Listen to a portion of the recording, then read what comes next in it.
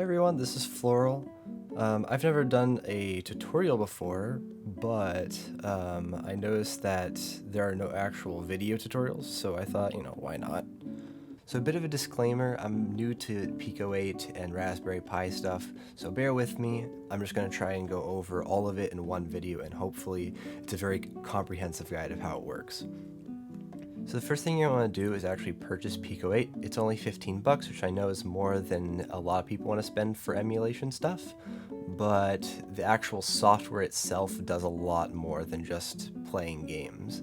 So once you've actually purchased it, it will show you the download page. What you're going to do is hit download for the RetroPie version, and that will just end up in your downloads. So now you're going to want to extract the Pico-8 files to what I'm going to do is the desktop, but you can put it anywhere you want, anywhere that you'll know where it is. And I'm going to open my FTP client. Any client that can do SFTP will work, but I'm going to use FileZilla. And then when you're doing this for the first time, you're going to want to click on this box in the corner that says open the site manager. So apologies for this just being a recording of a screen. My capture card isn't really cooperating right now. So what you're going to do is navigate to RetroPie and then go down to show IP.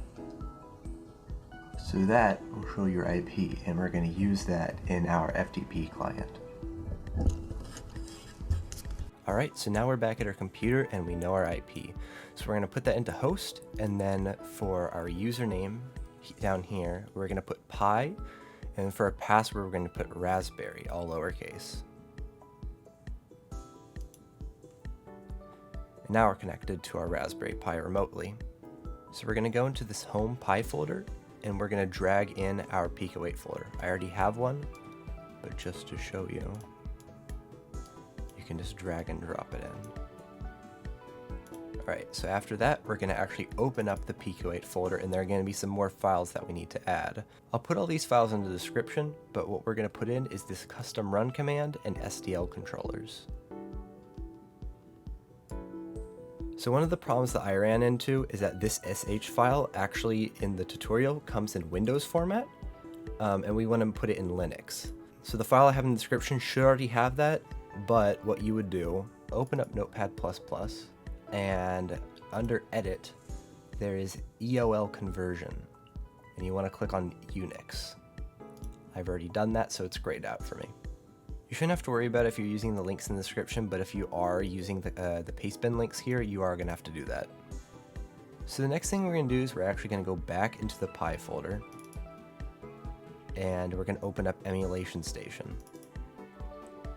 So the big issue that I had is that I did not actually have an ES Systems folder. If you want to find the Systems folder, you're going to go back into the root, go into ETC, and then scroll down to Emulation Station. In here is the default systems file. You can copy that over to your desktop. So what we're going to do is we're going to scroll down all the way to the bottom, and then we're going to paste in the following code. I also didn't realize this till just now, but it literally tells you how to do it on here. I wish I would have seen that sooner, because I got hung up on this for like days. Anyways, with that done, we're going to click Save, and we're going to go back to the folder that we need ES Systems in, and just drag that in. So the last thing we want to do is actually open up our File Explorer. We're just going to type / RetroPie, and then in our ROMs folder, we're going to make a folder called Pico-8 without the dash in it. In that folder, that's where we're going to put our carts. However, what we want to do first is actually add SPLORE. This will also be in the link description. Now, SPLORE in Pico-8 is actually where you will find games and such. If you want to actually download carts like the ones I have here, you're going to want to go to the 𝓜𝓼𝓲𝓬 BBS. I'll put a link in the description.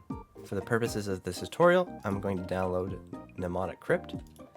You can play Pico-8 games free online on this website, so that's pretty cool.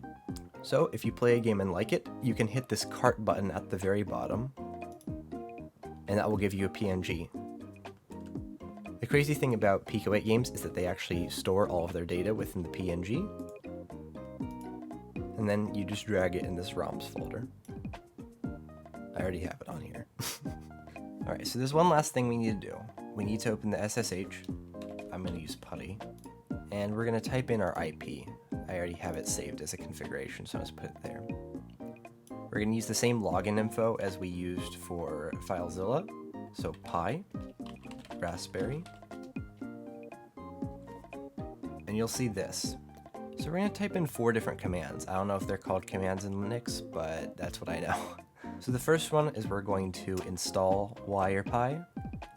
And no one actually knows why it needs this, but it just doesn't work without it, so we have 4 more commands so that our RetroPie can actually recognize our Pico-8 files.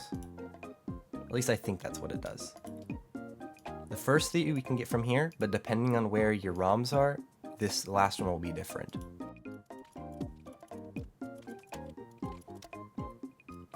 If you're running your games directly off of the SD card, then this command should be fine. However, I have mine on a USB, so I'm going to use this command instead.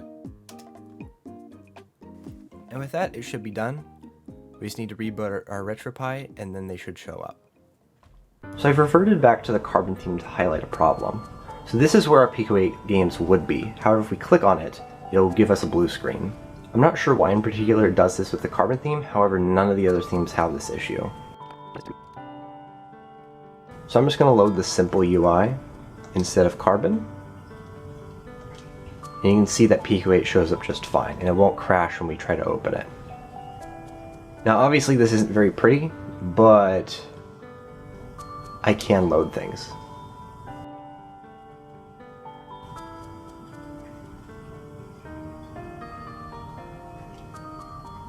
I can also open up SPLORE.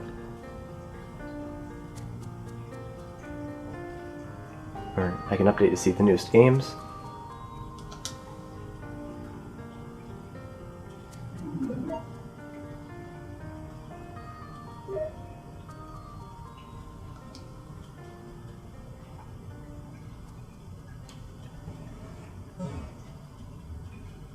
So right now I'm using an 8BitDo Pro 2 controller, which is also a pain in the ass to set up. Let me just say that.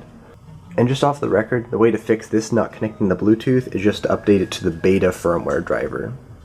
But yeah, as you can see, I can play Pico-8 games just fine and access the SPLORE.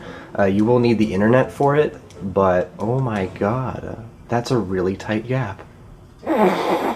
So something that I've gone ahead and done, and it's not perfect, is that I've actually made a custom one. A custom version of Simple that gives me a better UI for Pico-8. I don't know if you can see it, but it says Pico-8, it's really tiny, if anyone knows how to fix that. Anyways, I give it a little Celeste background. And I can access all my games this way, and it doesn't look as ugly, and I can actually see what I'm selecting. So something that you may have noticed for yourself if you were following along is that all of your games might look like this. No image, and then no description or any other metadata. I'll show you how to do that on my computer. Back at it again on my computer. So what you're going to want to do is in your ROMs folder, have a folder called gamelist.xml. This is what mine looks like. I'm not done with it yet because I have like 30 games on here. And that's way too much for me to do all at once. The cool thing about Pico-8 games is that since their data is stored in PNG files, you can use those same PNG files to be the icons for the game. Just for the sake of showing tutorial, I will make one here. So the next game that I want to add is High Stakes.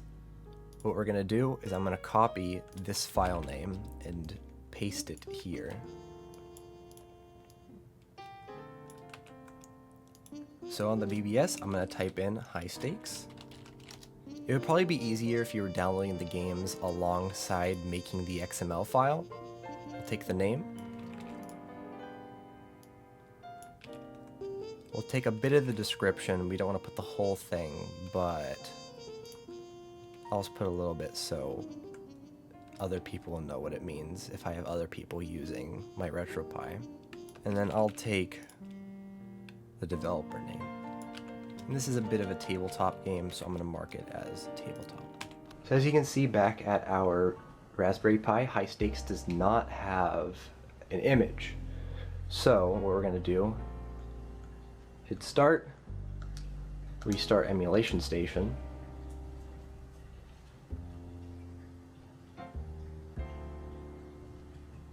and then if we go back here, high stakes now shows up with an icon.